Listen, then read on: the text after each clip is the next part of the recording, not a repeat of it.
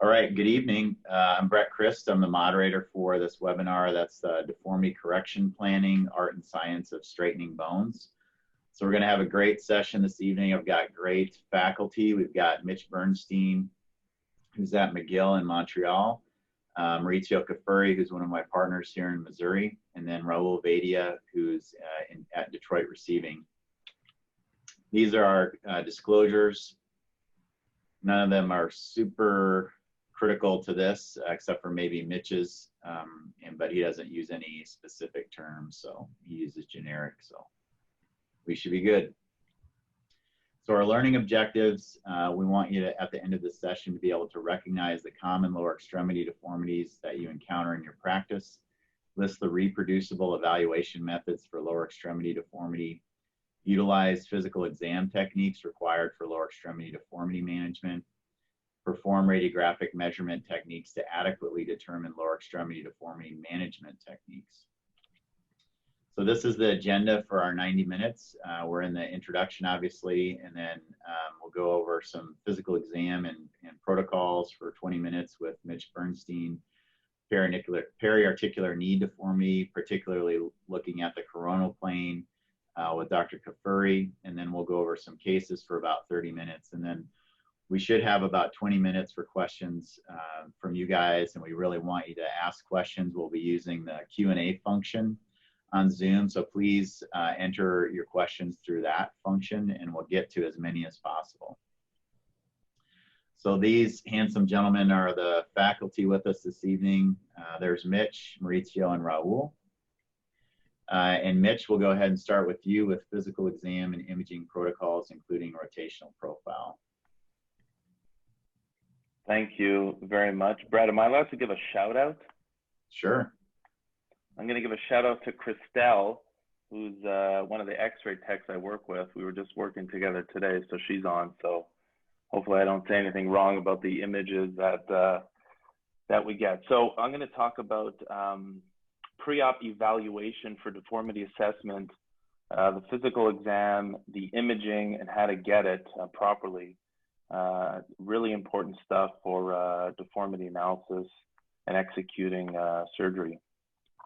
So in general, if you want to be a good person, if you want to get it right, if you want to do surgery correct, you need to get all the components of alignment proper and need to assess all these things preoperatively. So it does take time, and I think it's important to understand that.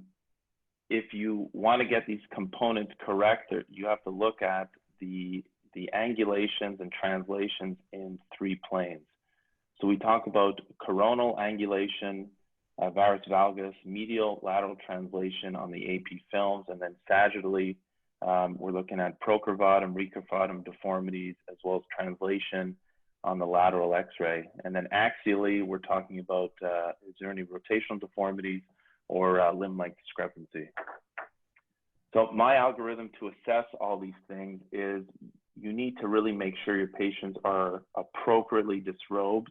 They should be in shorts, and they should walk in the hallway, not necessarily in the exam room. And then I'm looking at their foot progression angle, which is basically the way their foot points, which is a summation of femoral and tibial rotation. I'll focus on their patella to see if their patellas are turning in or out. That can give you some hints on any patellofemoral dysfunction or femoral malrotation, and then the obvious deformities of the limb. And then for LLD, looking at if the pelvis drops or not.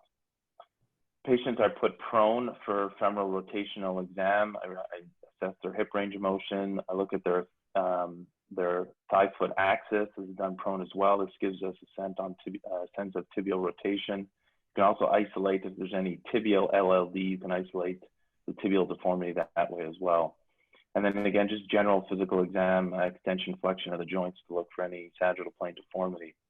And then the x-ray. So one of the hospitals I work with, we call it a standing lowers. So we're getting a standing hip to ankle x-ray, an AP, and a lateral. So a lateral image from the hip to the ankle as well.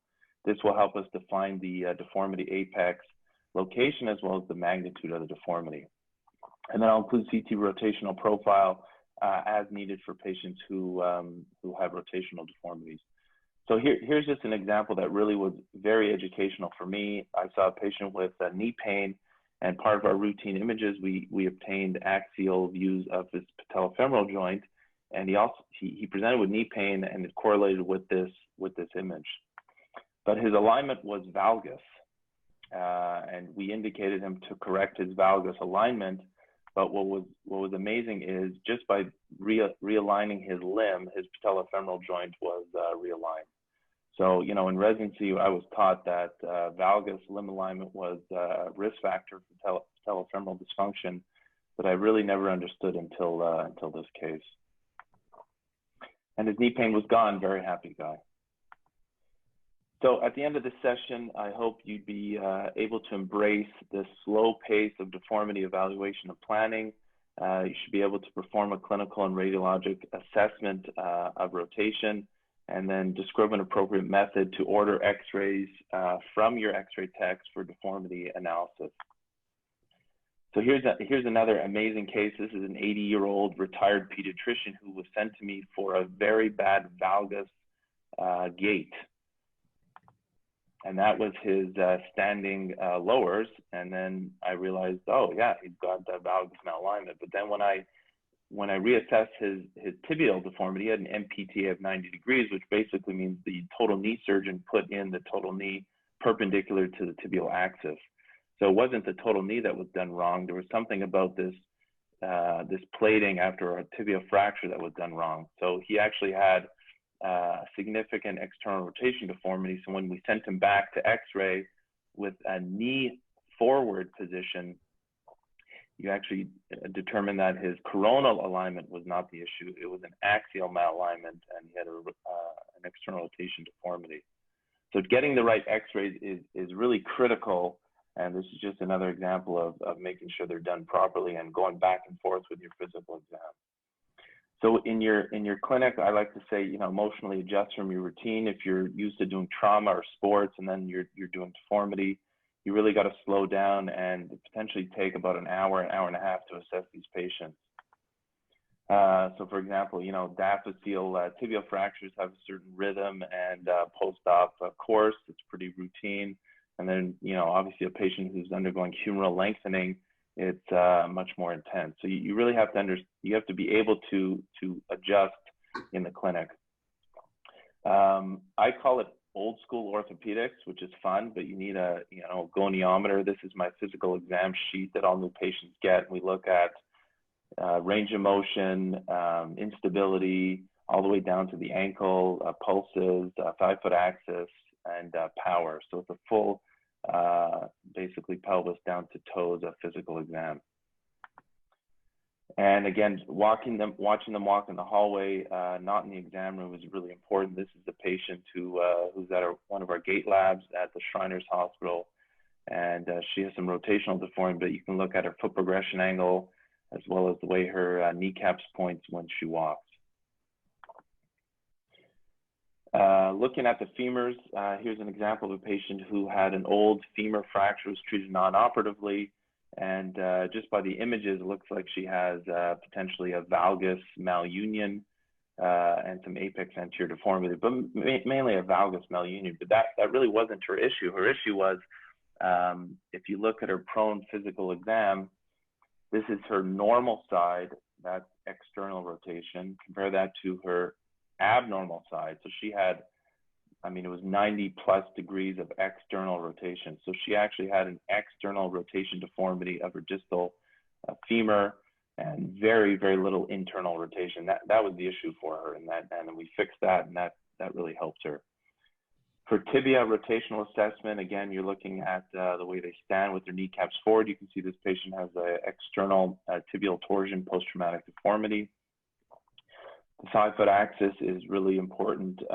Make sure you compare the other sides. This is done prone, and if it's external, it's indicated as a positive, internal as a negative. You can also look at the torsion angle, looking at them supine or flexed over the table. Just you want to neutralize where their knee forward or patella is sitting to look at their torsion angle. This is just a patient prone, looking at, again, the axis of the thigh and then the axis of the foot.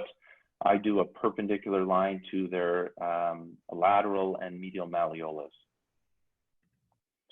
Here's an example of a patient supine. I'm just neutralizing the patella. This is a patient with Blount's. So this patient has some internal tibial torsion. You can see the varus in the proximal tibia, but you can see also the patient has internal torsion.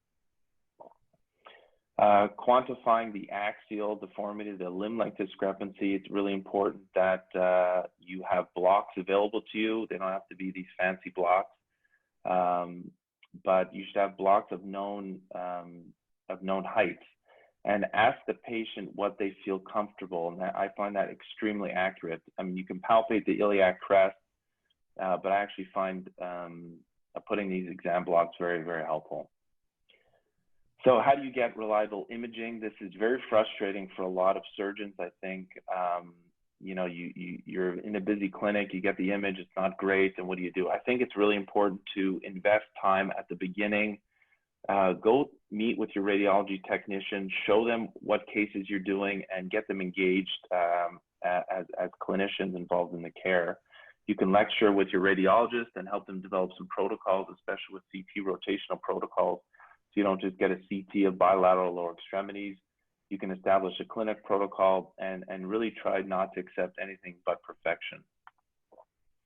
This is Christelle's X-ray suite at the Montreal General Hospital.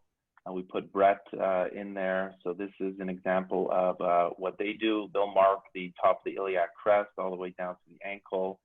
And they shoot 3 images, she told me. So they shoot obliquely up at the pelvis, down at the ankle, and 1 in the AP, and then they stitch it. And this is an example of a calibration marker, which is very important for virtual planning today. This is an X-ray sheet. This is from my fellowship in 2012 from New York.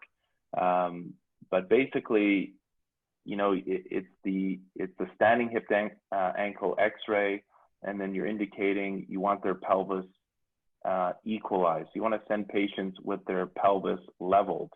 If they're wearing a block under the short leg, that block needs to be annotated on the X-ray film. And then some other nuances, you know, getting a certain cassette size and centering on a certain joint, which is really important for deformity analysis. You don't want oblique images of a joint. You want them AP at a joint. Here's an example of a good image. This is a calibrated image. This is for post-traumatic reconstruction planning. You can see the tibia is on one bone. It's calibrated. And you get the images sort of straight up and down, which is very nice. So if you're using ring fixators, it's important to make sure you tell the techs where to angle the beam. The reason is you need to see the joint. So if you're doing periarticular deformity correction, you need to see the joint. If you can see the joint, then you can measure the joint orientation angle. If you can measure this joint orientation angle, you can measure a distal axis. If you can measure the distal axis, you can measure the deformity and the magnitude, and then you can do deformity correction with either manually or with any of the CAD software that's available to you. So there's an example of a bad X-ray, right? This is a patient same patient, but the X-ray beam is not centered at the knee joints. You can't see the knee joint. So if you can't see the knee joint, you can't assess if the tibia is straight. So this patient would get sent back and get a better X-ray of an image centered on the knee. This is, and when I used to work in Chicago, they had an old machine that had poor software stitching. This is an underpenetrated film. The stitching is quite poor. Here's one of our EOS images at the Shriners. Patient's wearing a big block, not annotated, but otherwise it's a pretty good image. So I'll just walk you through how to get a nice image and what to look for. So you want to see the top of the iliac crest. This is so you can measure the total limb length discrepancy that would include the foot and the pelvis. You want their knee forward or patella forward position. You want it calibrated as well. And once you have a good image, again, this is using a CAD software at one of our hospitals. You can measure all your joint orientation angles. You can measure your limb alignment. You can measure your LLD, your segment lengths, and you can plan very accurately virtual deformity correction and then execute a good plan. If you don't have CAD software, this is a worksheet that I also use occasionally, and you can just measure joint orientation angles on your images. Again, if you have a good image, you can measure quite nicely. So this is just me measuring the mechanical lateral distal femoral angle and the MPTA. So I'm just getting joint orientation lines tangential to the joint, and then you can see your values on the bottom left of the screen.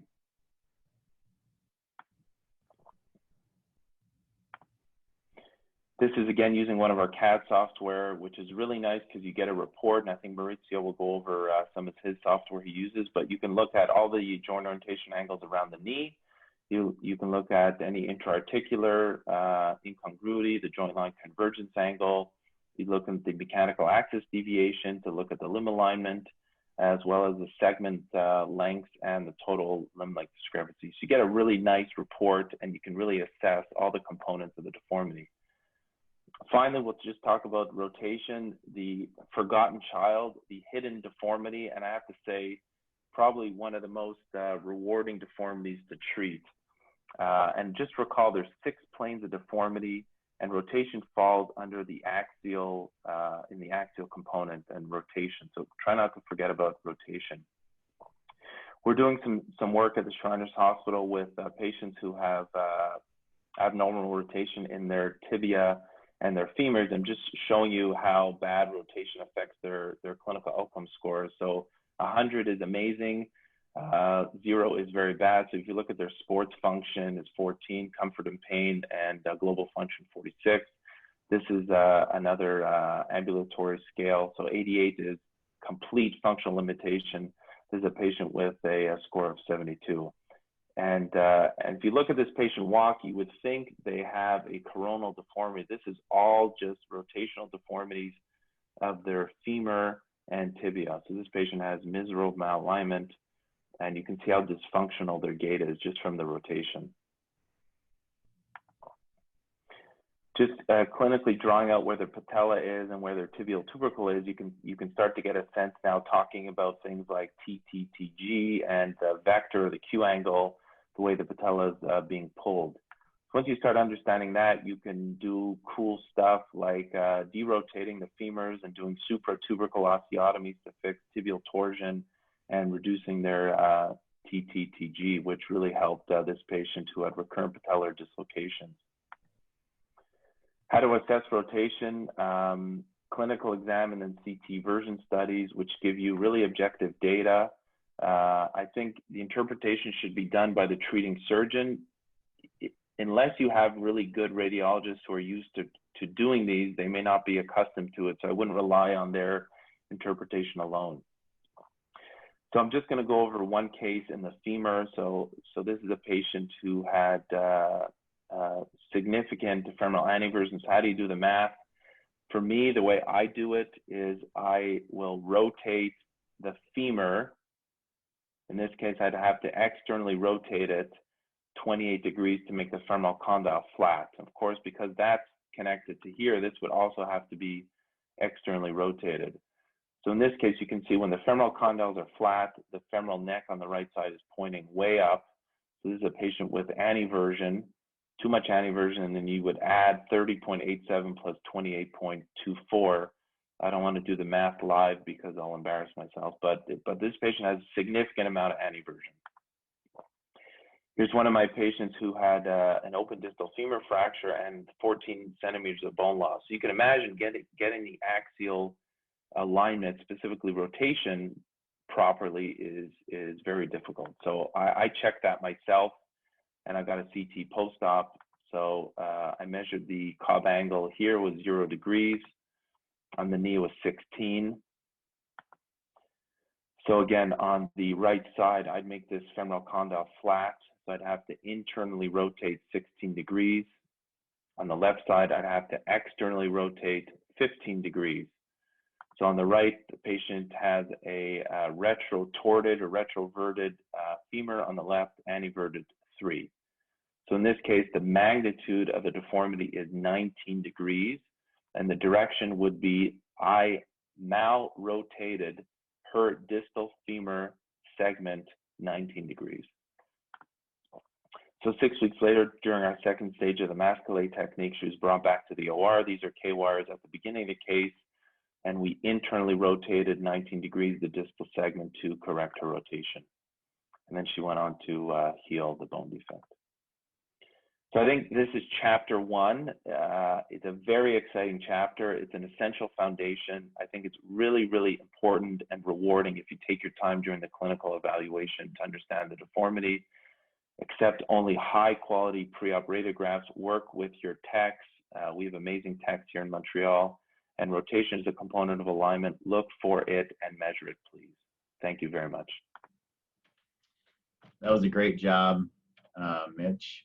Let me get mine here. So just to kind of, we talked about at the beginning, learning objective to have an algorithm for you guys when you're evaluating these patients. And Mitch did a great job of going through physical exam as well as the radiographs needed. So based on that, this is a recurring theme that we'll go through. So this algorithm is looking at the coronal plane, which is varus and valgus, medial lateral translation, the sagittal plane, which is procurvatum, recurvatum, anterior and posterior translation, and the axial plane, which is rotation and limb length discrepancy. So those are the vectors or the parameters that you're looking at on your radiographs.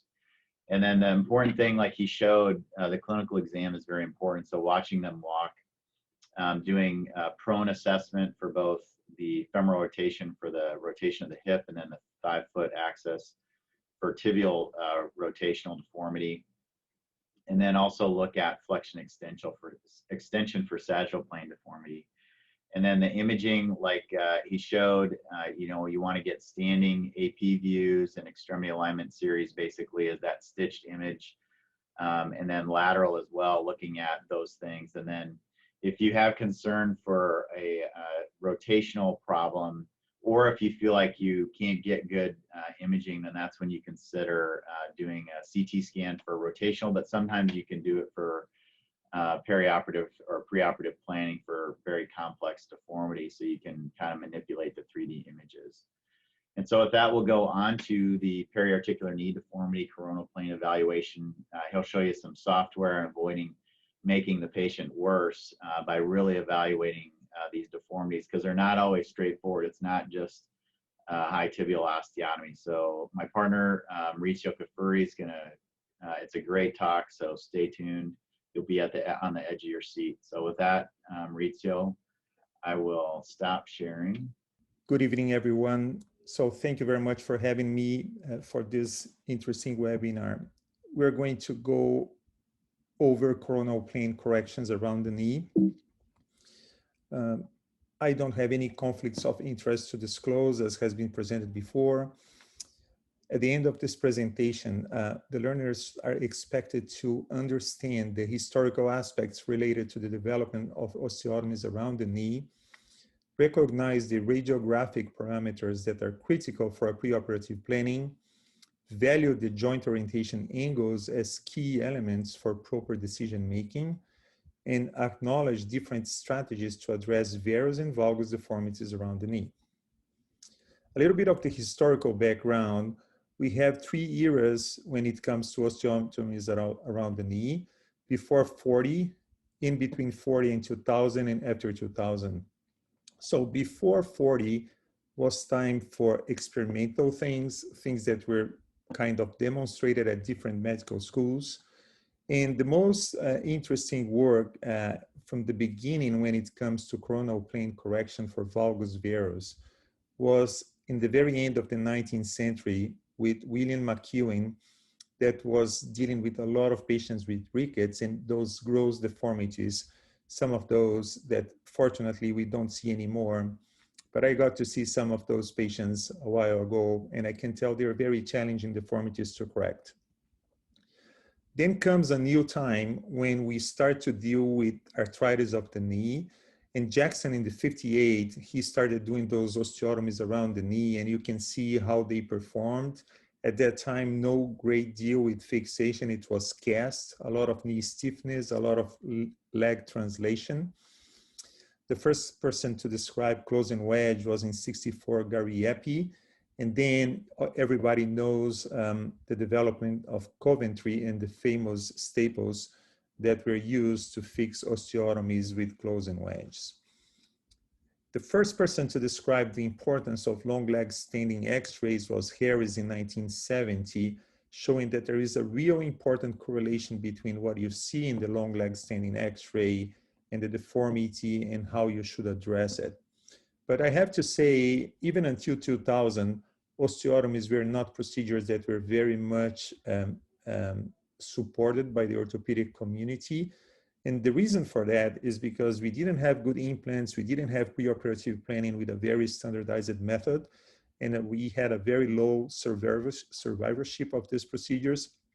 And very typical complications were peroneal nerve palsy, infection, non-union, and disasters like this one were those that motivated people to move quickly to total knee replacements, even for young patients.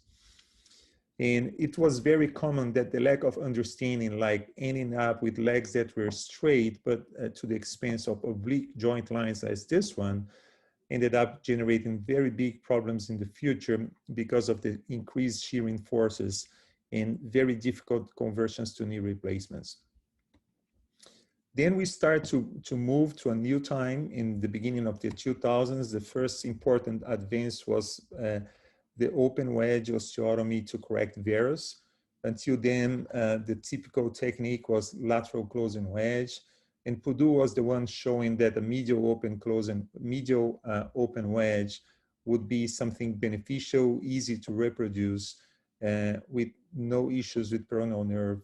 So it became a very popular technique. But those who really made a big difference for open wedge osteotomies for the knee were Stauble and Lobenhofer, developing new implants with angle stability that really changed completely the outcomes of high tibial osteotomies and distal femur osteotomies. And no doubt that navigation also came to play a very big role in terms of calculating exactly those angles preoperatively, but also intraoperatively in the way that Mitch has showed to you. Now let's go to the coronal plane. And again, reinforcing the algorithm that was presented by Mitch and by Brett, I'm going to be focused in the coronal plane, valgus varus, medial lateral translation.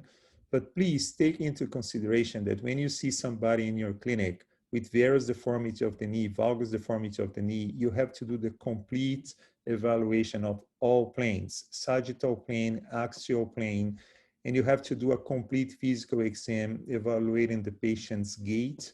You have to evaluate the patient not only in the supine position, but also in the prone position, because you want to measure the rotations of the hip, you want to measure the thigh foot axis, and you want to make sure that you understand if this patient has an association with torsional deformity as well. When it comes to a coronal plane, this X-ray is a critical one. This is the long leg standing or lower, as Mitch presented to you. And the critical thing is to understand that the line that connects the hip to the ankle is the Mikulicz line, the one that determines the mechanical axis of the lower limb. This is a very important thing to calculate and to evaluate with very good X-rays obtained in the way that Mitch described to you, because rotation matters to those X-rays.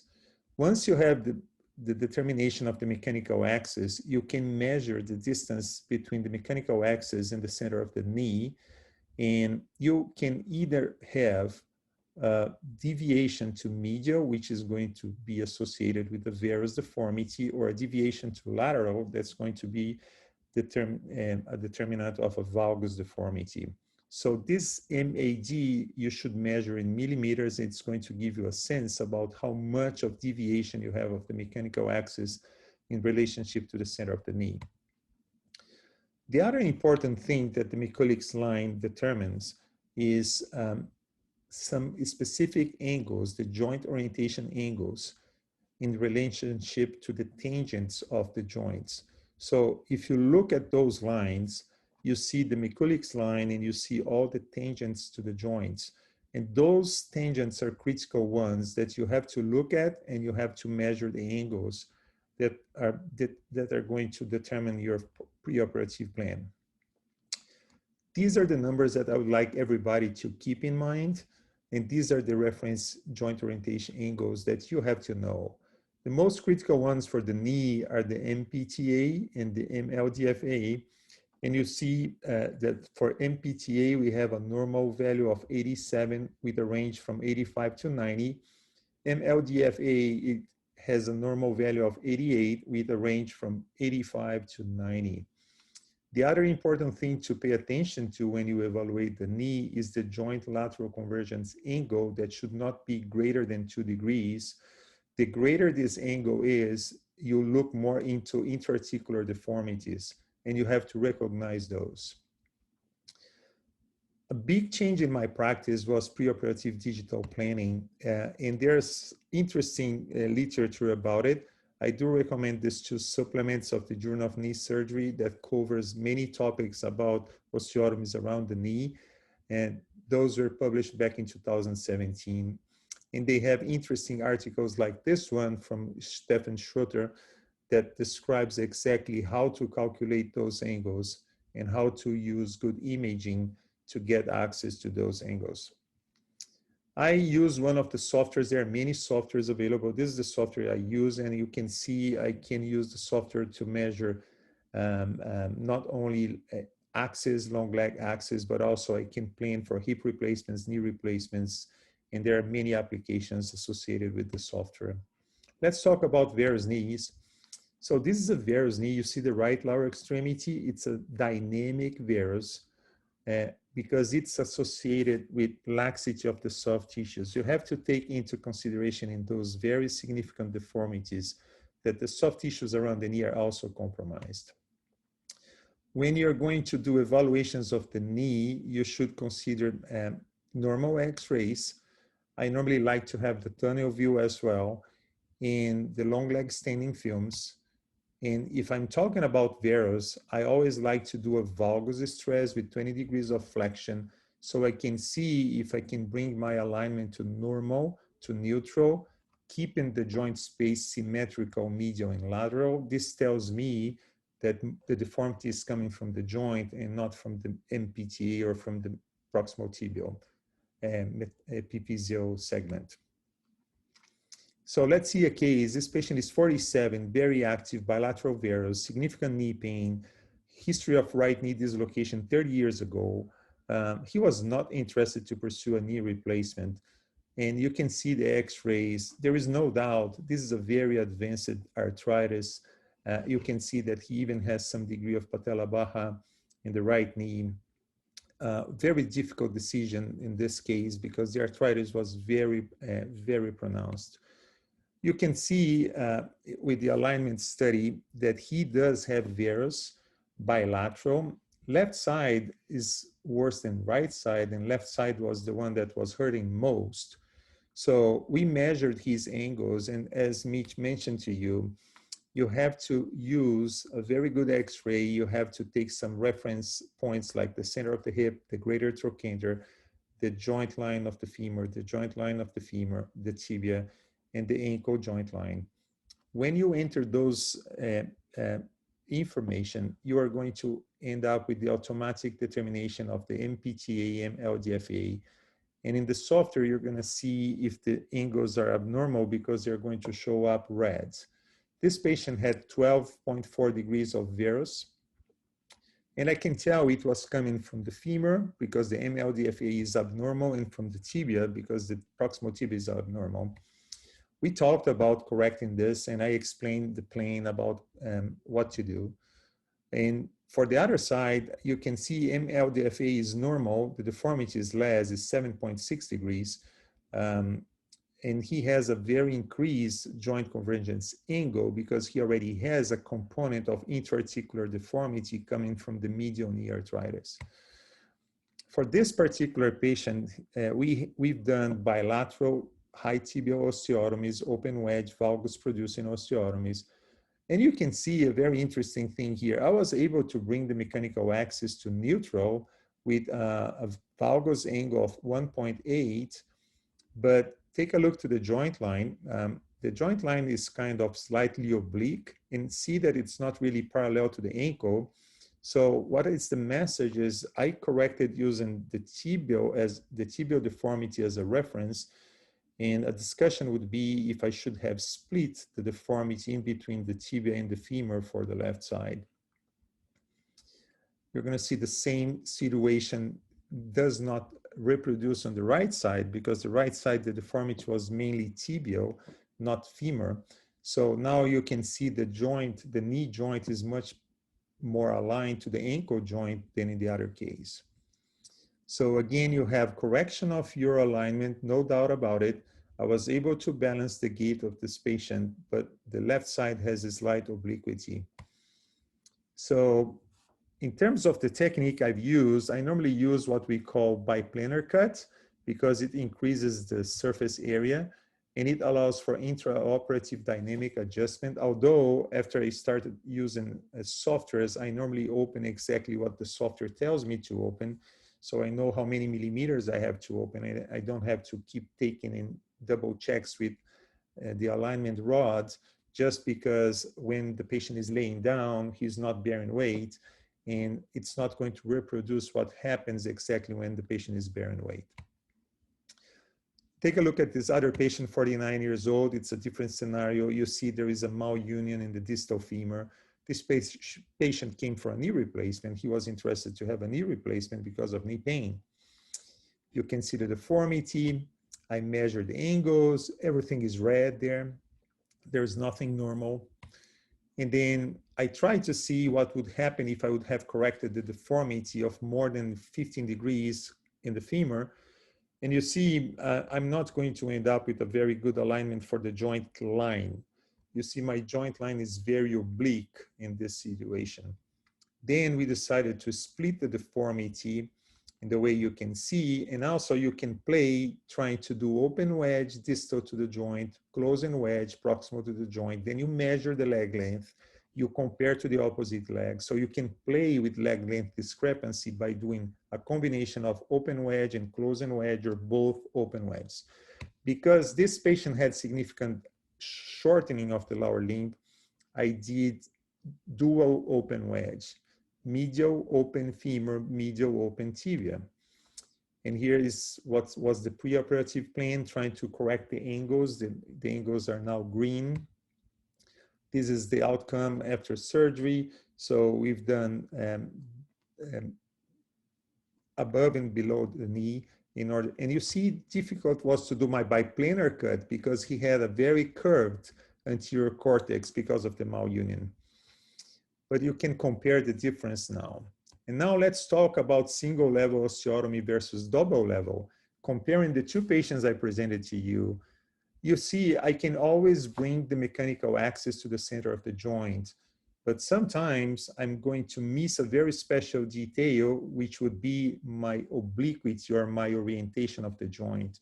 Compare the knee in this particular case in relationship to the ankle, and compare the knee here in relationship to the ankle. When you distribute your correction, if the deformity is coming from above and below, sometimes you're going to end up not only with a very good alignment, but with a very good orientation of your joint, which is your final goal.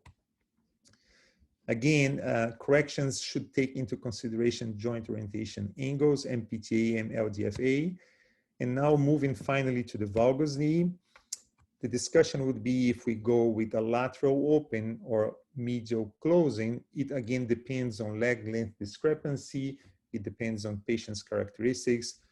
Currently, I'm more tending towards medial close and wedge. Many reasons for that. I personally don't like the lateral plates in the open wedge. Most of those patients, I have to come back to remove the plate because of the friction in the IT band. And the medial plate doesn't cause any kind of discomfort. Besides that, close and wedges allow for very fast healing because it's a very broad surface area with very good contact. And when you do an osteotomy for the femur, you can do a single cut, or you can do what we call biplanar cut, preserving the anterior cortex, which is going to be interesting to protect the extensor mechanism of the joint. This is a patient of mine, again, very advanced arthritis, 47, and a significant knee deformity. He already had a medial close and wedge done years ago, and he came for a knee replacement. I said, probably not. We're going to try to give you a good alignment first. And this was the preoperative calculation, 14 degrees of valgus, normal MPTA, so the deformity is coming just from the distal femur.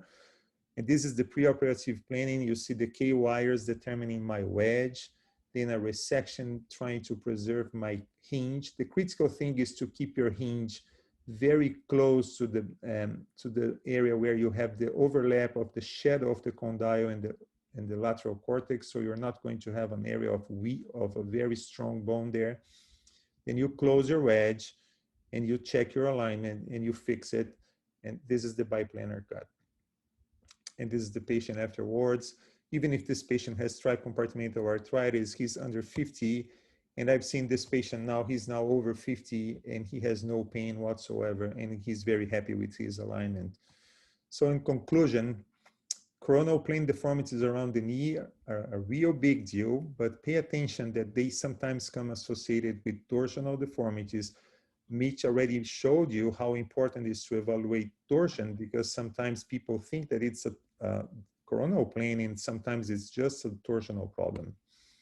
Those are the angles that everybody should know if you're addressing deformities around the knee. And the discussion about single level osteotomy or double level osteotomy for coronal plane deformities, it has to do with a very good understanding about the normal values of MPTA and LDFA and joint convergence angle. These are going to indicate what's the best call if this has to be a single level or double level. Thank you very much for your attention. All right, Mauricio, if you can go ahead and stop sharing. Oh, great job. Okay, so next, and feel free to enter questions in throughout the talks. We'll go into some cases. I'm going to present a case, and then Raul will present a case, and we'll have all the faculty go ahead and get their videos and mics ready. And then if we have time, we'll have Mitch present a case as well. And so this is the first case. So this is a 48-year-old avid cyclist, rides his bike a lot, and he sustained an open pilon fracture that underwent ORAF and had a fibular ORAF, and he had a reverse sural flap medially. And so these are the AP and lateral tibia x-rays, and you can see that he has a proximal fibular shaft fracture as well. He's got basically a synostosis of the middle portion of his tibia with his fibula. And this is his main complaint. So it is, like Mitch said, it's super important to listen to the patients. And so he said his biggest complaint was, I can't ride my bike. And so this is what his thigh foot progression angle looked like. He was 15 degrees more externally rotated on the involved side than his normal side. And this is what he looked like with the knee flex position from the AP. And you can see that to be able to get his foot kind of flat on the ground, his knee is, or his hip is abducted. So it's not normal. And you can see that he's also kind of extended a little bit to even get his knee that close. So these are his extremity alignment films, and you can see that he has an old right distal femur fracture. I can't remember how long ago it was, but it was several years prior to this.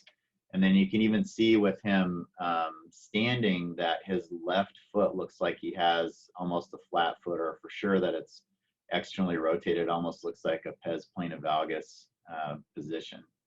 And so I used Bone Setter, which Raul will kind of talk about a little bit in his planning. It's another planning software. And these are his angles that I measured. So his ALDFA on the right was abnormal, and that's because he's in varus. And then his lateral distal tibial angle was not normal on the right side, but it was definitely abnormal on the left, because you want it around basically 88 to 89 degrees is the median, the average value. And so I knew that he had a rotational concern based on his thigh foot progression angle. So I went ahead and got bilateral rotational CT profiles for both lower extremities. And so he had, just like clinically, he had 15 degrees more external tibial torsion on the involved side versus the uninjured side, or at least his uninjured tibia side. And so remember the algorithm. You want to look at coronal plane, varus valgus, medial lateral translation, sagittal plane, procurvatum, recurvatum, anterior posterior translation, and then axial for rotational as well as limb length discrepancy. And physical exam, I'll have a video later, but I didn't save a video of him walking in clinic. We did both the hip prone as well as thigh foot axis prone. That's what this picture was, and then checked his sagittal plane as well. Got the standing lowers, and then got the rotational CT scan. So the problem list, his main complaint was difficulty riding his bicycle, and that was a huge thing for him. He really liked doing that. He had 15 degrees more external rotation on the left compared to the right. His LDTA was 81.1, which is abnormal. And the other thing to consider is that he has a medial tibial plate, but he also has a reverse sural flap there. So his soft tissue could be a concern. And so now we'll get you guys to vote. And so a quiz or a survey will come up. So if you can choose which number you'd like. So mid-diaphyseal rotational osteotomy with intramedullary nail, distal 1/3 tibial rotational osteotomy with a plate, distal 1/3 tibial rotational osteotomy with a nail, a distal 1/3 medial closing wedge to correct the valgus deformity, and rotational osteotomy with medial plate fixation, and then distal 1/3 tibia and fibula rotational osteotomy with plate fixation. So go ahead and click which response you'd like, and then we'll move on to at least what I did.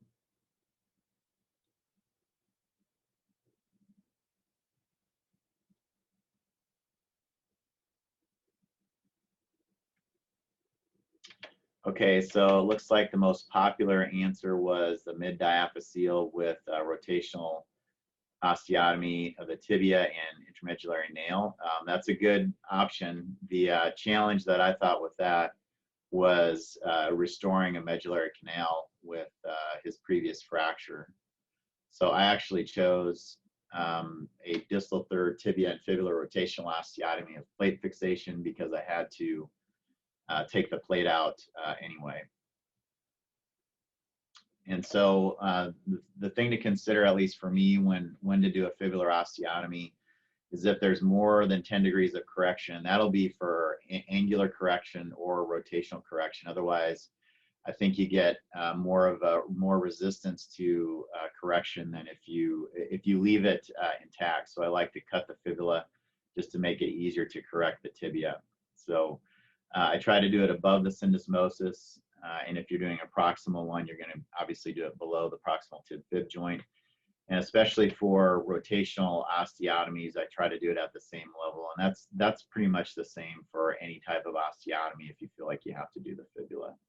Because otherwise you're going to have it, there's going to be less ability to correct it. So these are intraoperative pictures looking at it, his leg from the end of the table. You can see that he has an external deformity, external torsion deformity coming through his tibia. These are the pins like Mitch had showed with old school goniometer. I also use, have somebody at the end of the bed use a phone app to verify that I'm not losing my vision with the amount of correction I want to get. So set up the pins for your correction, do your osteotomy, and then remove, before the osteotomy, remove the old plate. Also did the fibular osteotomy already, put the plate on medially and compressed the bejesus out of the fracture, or out of the osteotomy to get it to heal, and compressed both fibular and tibial osteotomies. This is what he looked like clinically with dressings on. So I felt that he looked very similar. And this is what he looked like at 2 months, and was letting him starting to ride his bike at this point. And you could just tell that he felt a lot better, and that just from a mood standpoint, he was a happy guy anyway, but he was even happier that he could ride his bike. This is at 11 months, and he was actually able to run without difficulty. So you can see that his osteotomies are both healed. He doesn't have any hardware failure. And then this is his gait at that 11-month mark.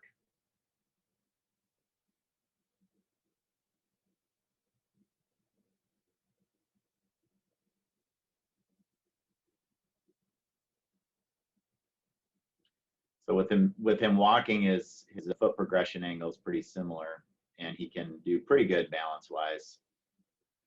So in summary, clinical exam is really important for all deformity, but particularly a rotational deformity. You want to get that CT scan for your rotational profile.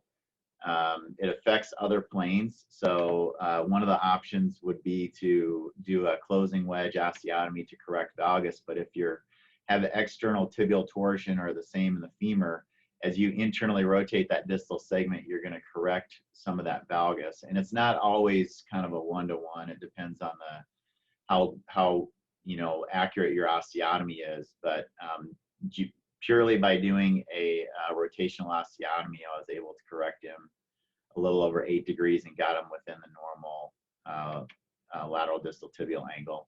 And then because we're not creating a fracture, we're doing we're not blasting his tissues with energy. We're making a very low energy cut. You really want to compress it. So you want to try to make sure you create, when you're using particularly a plate, you want to make a compressible surface.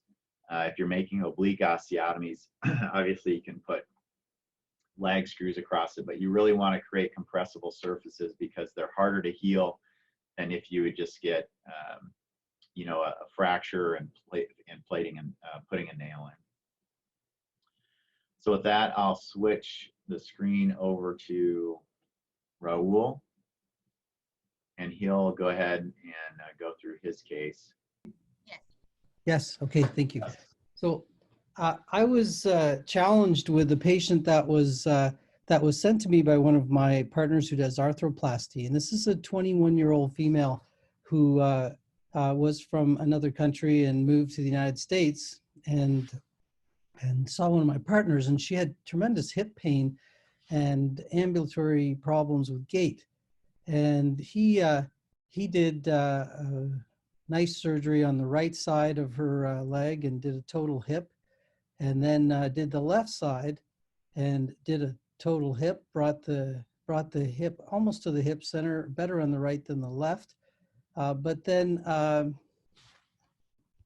he sent her to me, and because she wasn't very happy, and he basically said, well, this is great. We gave you a total hip, and you're doing great. You got both hips are in play, but she had this problem.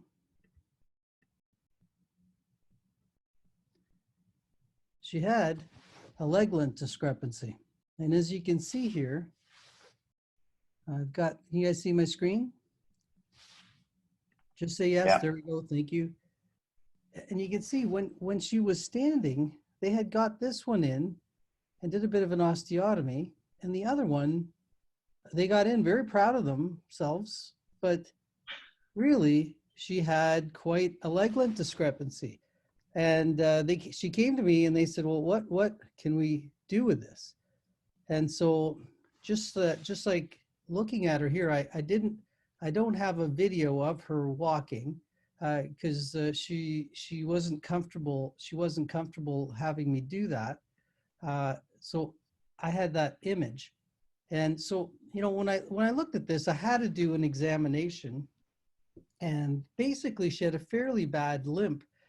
She was walking on her tippy toes on the right side, and but I didn't really find any other abnormality. And so I go through the algorithm, and I'll start with the limb length discrepancy, and I'll show you a couple of images that we did either with blocks or without blocks under her legs. And we got a limb length discrepancy of about 4.7 centimeters, almost 5 centimeters.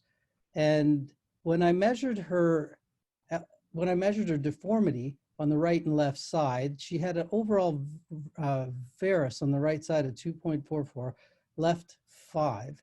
and no medial lateral translation. Sagittal, she was good. No real anterior posterior translation. She had no axial rotational malalignment. I did a CT and looked at it. All it's hard to do with the hip replacement, but it looked pretty darn good. And so this is what I'm left with. And I'm going to go back. And I wasn't quite sure what to do. So here we have our, go back to see what we got. And I put her, I made some nice x-rays that I learned from my colleagues and from Mitch on how to do this properly. And I did it with her feet flat. And you can see, it's kind of funny because I've got a nice flat disc with this kind of oblique pelvis.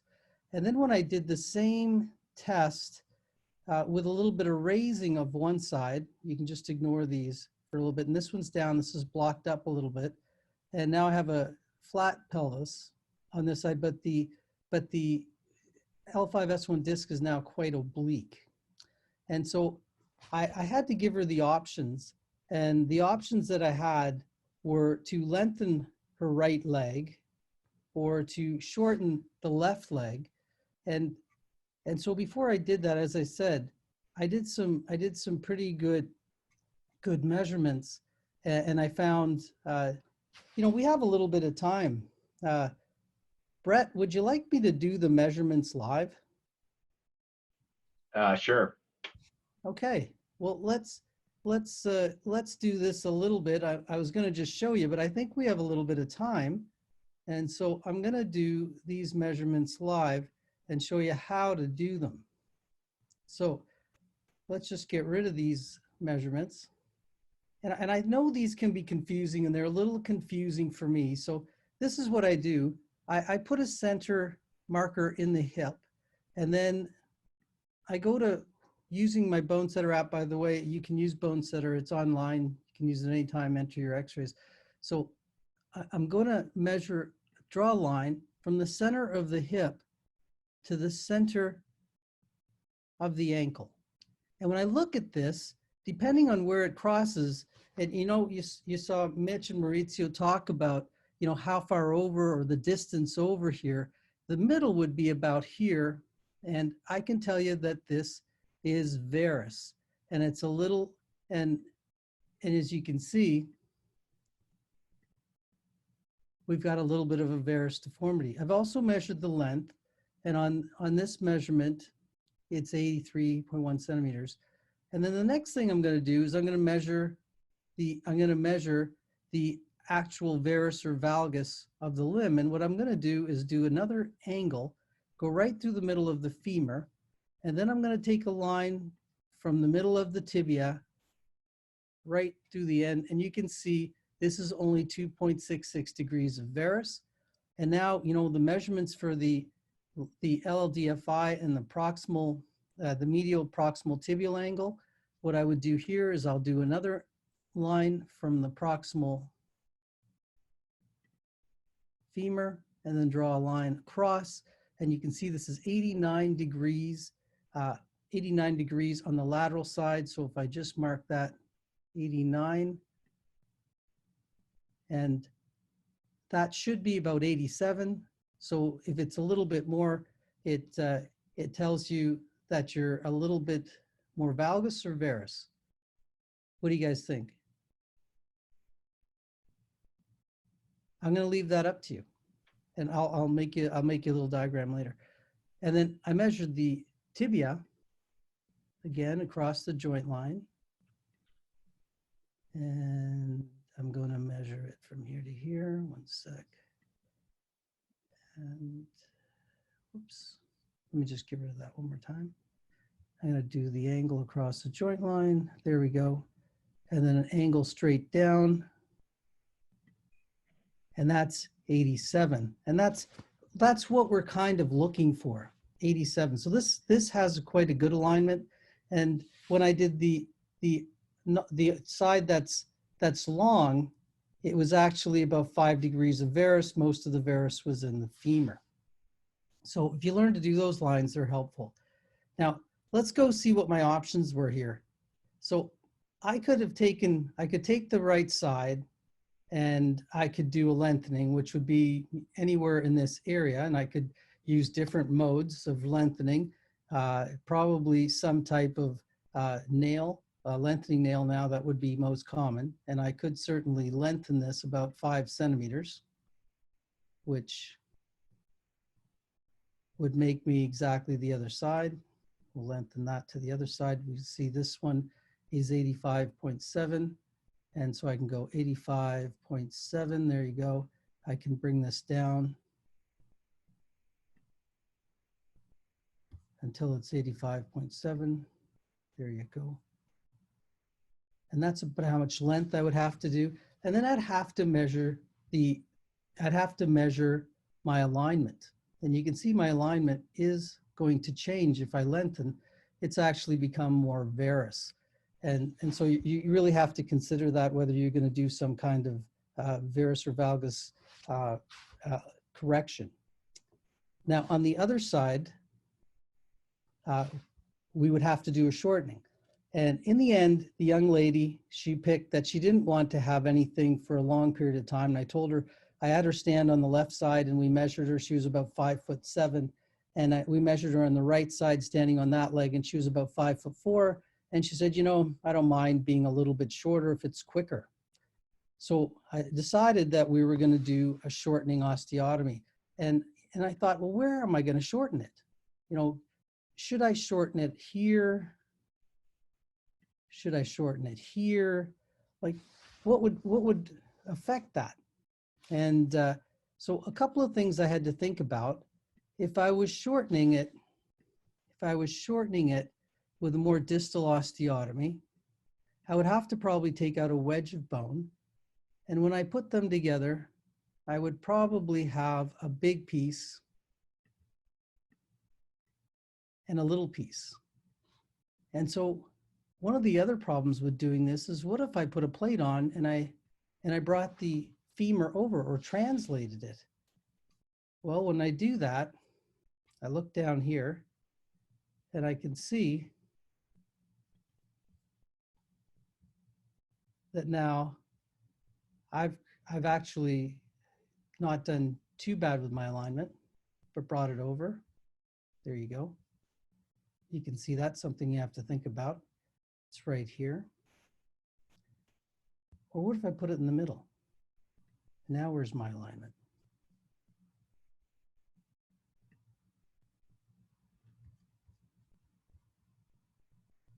You can see that's a little bit better, more toward the midline. And what if I brought it over? I can even cause more of a problem. So you can see these are things you have to consider. Let's go back. And what I picked in the end was a spot a little bit higher. And I picked a spot a little bit higher because I thought that when I shortened it 4 to 5 centimeters, that they would line up a little bit better and there wouldn't be such an overhang. And if I chose to put a plate on this, it might be a little bit easier. One sec, let me get my plate.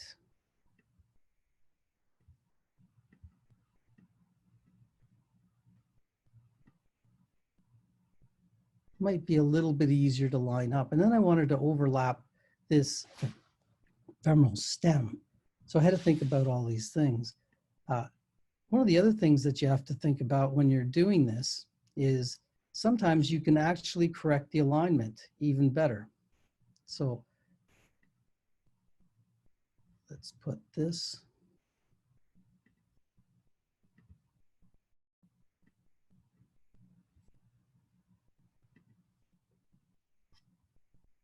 If I wanted to bring this mechanical axis more into a neutral location, if I did a varus, if I did a closing wedge, I'd have, if I did a varicizing osteotomy, it'd make it worse. Whoops.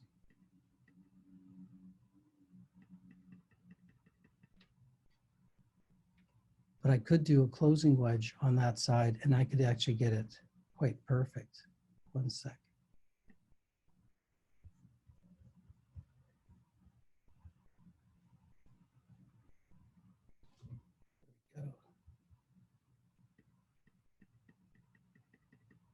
There's the closing wedge.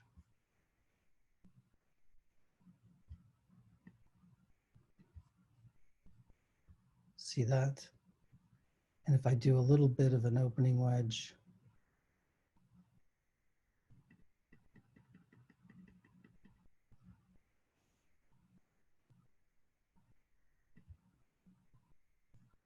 you can see that the alignment gets a lot worse. So I can actually play with my osteotomy a little bit to do that. The most important thing, of course, is to get my alignment perfect. And I did that about, oops.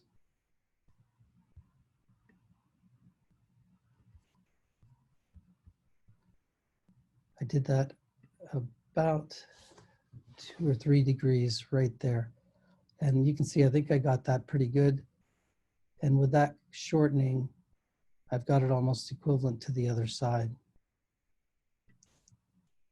So kind of I thought would be an easy thing.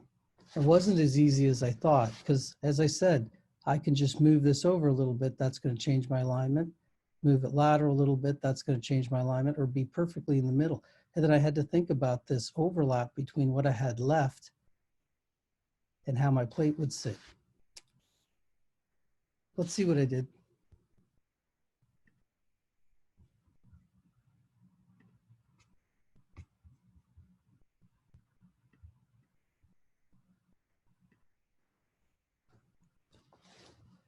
So I took her to the OR, had the plate, I slipped it under, and I fixed the plate first so that I made sure that the distal part of the plate sat perfectly parallel. As you know, there's a single wire you can put in here that you can make perfectly parallel to the joint line.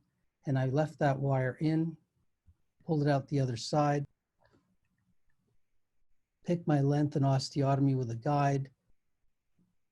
And then, just like you guys said earlier, I used a plate and a tensioner, small plate and a tensioner to get it tense, to compress, and then brought it in. And you can see, because of my plate, I actually offset the bone. And imagine if that was down here and I offset the bone, that would cause a huge, huge change in my mechanical axis.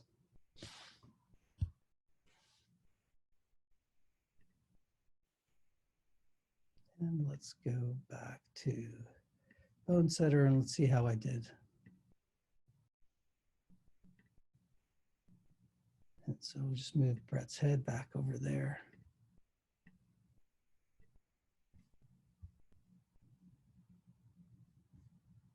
And you can see, if you look over here, this is my final result. I've got my plate, I compressed my fracture. I've got a leg length that I believe is 83 and 81, about 1.5 centimeters off. So I'm still a little bit longer.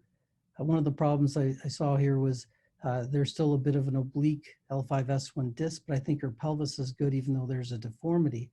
And I followed her now for about a year. And it's funny, but she feels that this leg, which is still about 1 centimeter and 1.3 or 1.4 centimeters longer, she feels that it's shorter, still feels that it's shorter. And that just goes to say that it's very hard to know how people will feel with limbs. Sometimes you lengthen them exactly and they're just not used to it. And yet, you know, someone does a hip replacement and they lengthen acutely one side by 1 centimeter and people are very upset. You know, we always hear that people can tolerate a 2 centimeter leg length discrepancy, but that's since birth. And an acute change in leg length sometimes is not as well tolerated as something people can live with. I think that's all I have to say. All right. Thanks, Raul. If you can go ahead. Yep, good job. So there have been some questions about kind of where you can get Detroit Bone Setter at, but this is the web address, and then they can get it off the App Store as well for iPad, Raul? You can't yet. It's almost there. That's going through testing, but you'll be able to download it soon. And so Raul's part of the kind of the inventor of this with some other tech folks at his institution. So he doesn't get paid for it, or he's chosen not to. So he just wants it to be used. So feel free to try it. It's we're all trying to use it more because it is super helpful, and you can plan for fractures as well. And there's a lot of great information on it as far from a tool standpoint. There aren't any burning questions in the Q&A box. So Mitch, I think we have time. Why don't we do your case? It was a question from Maurizio with opening wedge tibial osteotomies. And I wanted to know where he measures his gap. So we talked about pre-op planning, which gives you a very accurate assessment of the millimeters of opening that is required to realign the limb. My question for you is, during a medial proximal tibia opening wedge, do you measure the gap in the front of the tibia on the medial side, middle of the tibia, or the back corner of the tibia? I think you're on mute. Yeah. Oh, there you go. So thanks for your question. What I normally do, I normally take this long leg standing X-ray, and I use specifically this particular image. I imagine that it's going to take into consideration the more posterior aspect. But when I measure intraoperatively, I measure the distance between the upper opening and the distal part of the opening. I don't know if this is clear. I understand what you're asking, because it's going to be different if I measure posterior, if I measure anterior, because of the format of I measure in the middle. So intraoperatively, this is a good question. So intraoperatively, you cannot take into consideration the anterior cortex or the posterior cortex, but I go exactly in the middle.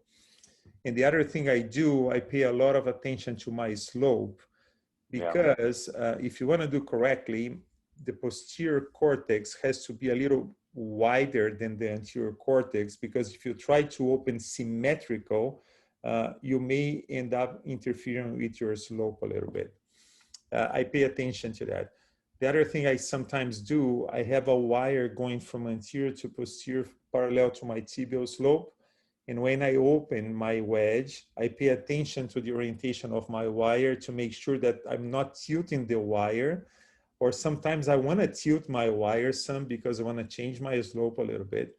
So I don't know if this explanation is clear to you, Mitch, or not. Very clear. And are you still doing biplanar osteotomies routinely on femur and tibia? Yeah, and I do this for open wedge and for closed wedge, for both. It makes a lot of sense to me, even for open wedge, because you have a much broader area of contact when you do a biplanar. For the distal femur, it became so much routine for me to do biplanar. In the past, I was doing single cuts. And when you do a single cut, you have to cut the anterior cortex. And I would say you're always at a risk to cause any damage to the extensor mechanism by doing that, especially in the area that you're not seeing the tip of your saw. But when you go under the cortex, the other advantage of doing biplanar is that you can go more distal. You can go under the trochlea for the distal femur, which makes you go to a very metaphyseal area where you're going to have a better healing. There was a Thank question you very much.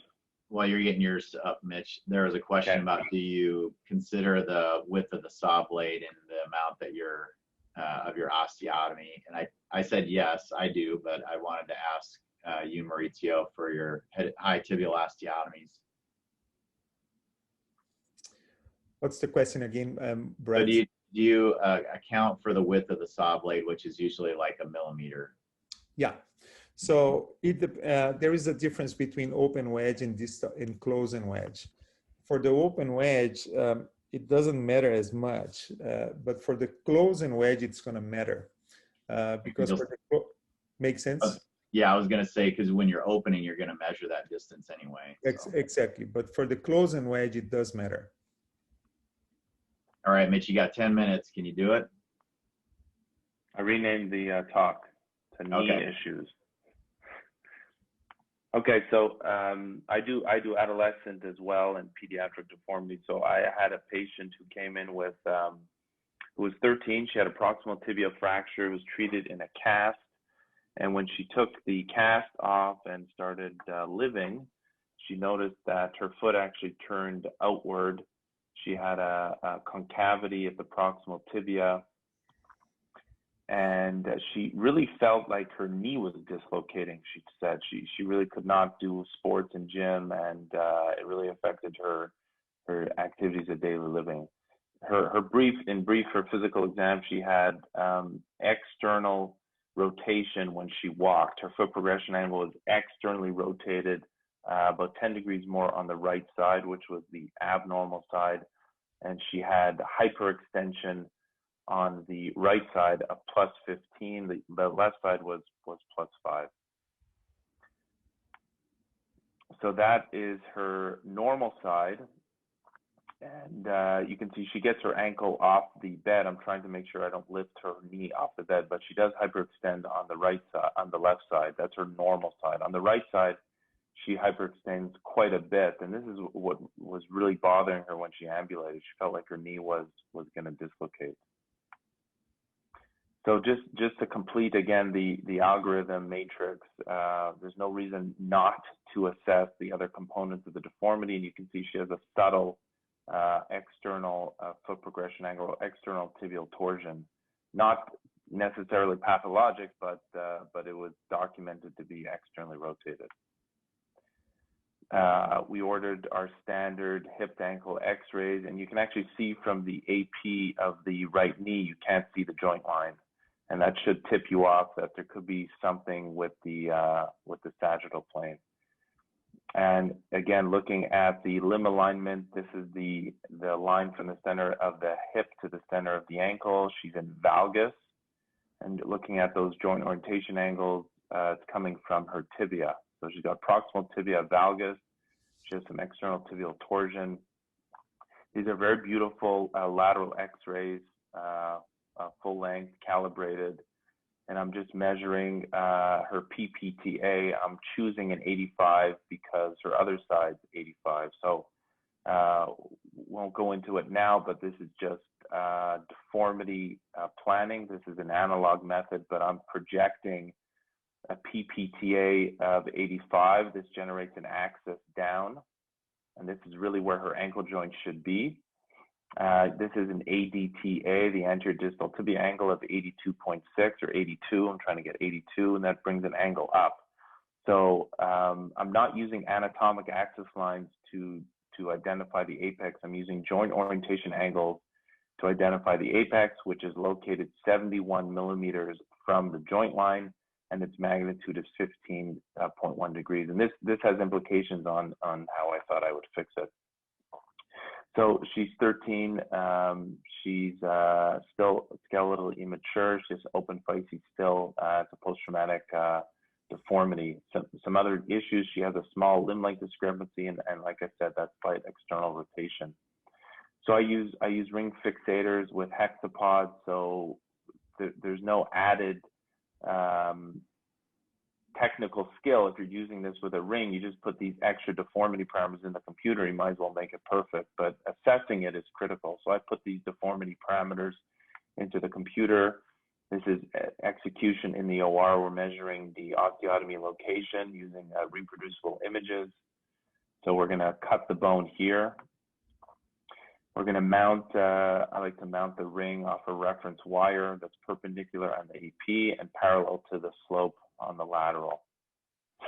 And this is what she looks like right at the beginning of her deformity correction. You can see the proximal ring is actually parallel to the joint, and that'll correct. So here again is the original deformity, and then we're using a hexabot fixator to gradually reproduce her tibial slope and give her that cosmesis of the anterior tibia. This is during correction. And again, you want to make sure you can audit and check your correction. So again, these x-rays, we can see the whole tibia. You can see the joint line. And again, if you can see the joint line and the whole tibia, you can measure a PPTA, especially in a patient who has a dysplastic or an abnormal tibia down here. You really want to make sure you can get almost to the ankle joint. This is a good AP as well. You can measure an MPTA if you wanted to. So this is her post frame removal. She had an excellent restoration of her limb alignment with an MPTA of 90 and a PPTA of 83.4. So I was actually off about 2 degrees. And her this is her mechanical access line, which goes right through the center of the knee. So it was really only supposed to be sagittal plane, but why not fix all the other components, especially if you're using a hexapod? And I would say that's the reason I use hexapods if it's more than one plane of deformity. And again, if you're using a ring fixator, it's not technically more difficult. You just beep, boop, beep into the computer, and it magically corrects it for you. Beep. Thanks, Mitch. That's awesome. Can you, you mentioned on your slide, but you didn't really bring it up. When do you decide to do a transsyndesmotic screw? Theoretically, in a segment that has 2 bones, you really want to maintain the relationship between those 2 bones at the proximal and distal end. So we're really talking about the forearm or the leg. So in the tibia, if you're doing a deformity correction, I will secure the ankle joint relationship. So I'll put a screw in the fibula into the tibia, and proximally on that frame, you should have a wire that goes through your fibular head into your tibia. So as you do your deformity correction, you don't pop out the fibular head proximally. You don't affect the syndesmosis distally, because there's a lot of tension on these frames, and something will pull down or push out if you don't secure it. Yeah, speaking from experience, it happens. So secure them for sure. And even if you have a screw in, I've seen my screws pop out, through the fibular head. So just real quick, there is a question that we'll get to. I just wanted to, we got to drive home the algorithm because we want it to burn into your brain. So when you're going to sleep tonight, you're thinking deformity evaluation. So you want to think about the coronal plane, varus valgus, medial lateral translation, the sagittal plane, which is procurvatum, recurvatum, anterior posterior translation, axial deformity is rotation and limb length discrepancy. And then on physical exam, again, make them walk for you. I think if they'll do it, I think the shorts is a great idea, so you can see exactly where their patella is when they're walking. Do your hip prone rotational assessment for femoral rotation, your thigh foot axis prone for tibial thigh foot, the thigh foot axis, so tibial rotation, and then do your joint evaluation in the sagittal plane for flexion extension for your lower extremity joints. Get your standing lowers, which is the extremity alignment series, and then laterals are a little more challenging to get full length ones, but definitely get them if you can. And then if you have a concern for rotational assessment, or if there's complex deformity, that's when I usually get a CT scan. So there's one question for you, Maurizio. If you have patella baja and varus before the osteotomy, what is your surgical selection and the type of osteotomy that you would do?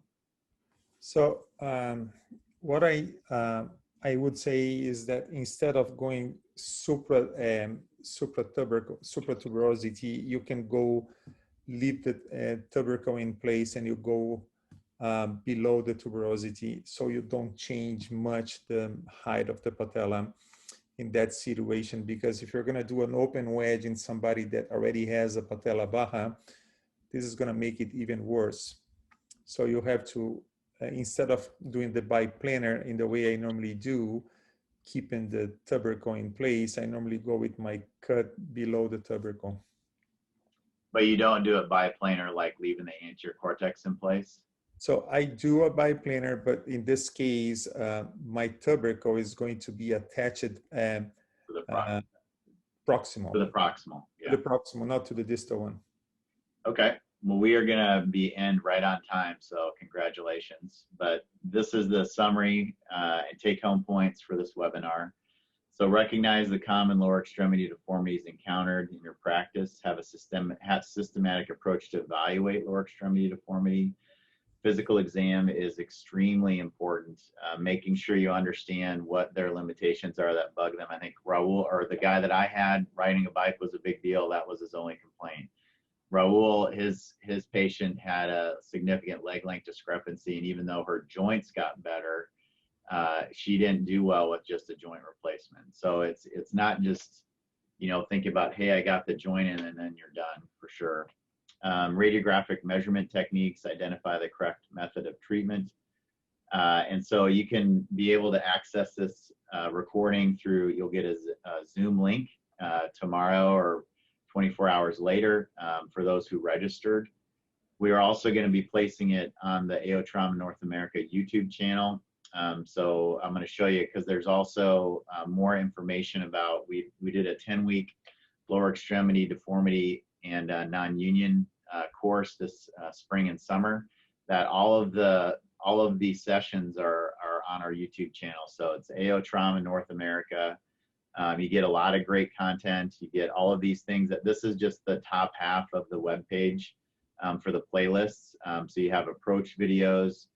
You have the pelvis and acetabular 9-week course that we did this summer. And then this is the osteotomy course playlist, which has discussion groups as well.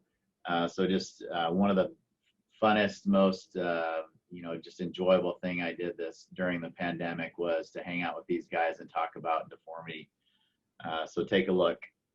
The next thing that's available from a course standpoint, from a blended learning standpoint, is the Advanced Principles of Fracture Management, the Essentials. So that's going to go from October 20th to November 17th, and that's the virtual or online component. And then there's plans for the live practical skills session next year, hopefully next spring, after we're able to start traveling again. There's also another webinar on November 11th, the anterior interpelvic approach, understanding the anatomy and exposure, making it work. That's Wednesday at 8 p.m. Eastern. And so with that, we'll get the evaluation questions and we'll call it a night. Thanks for joining us.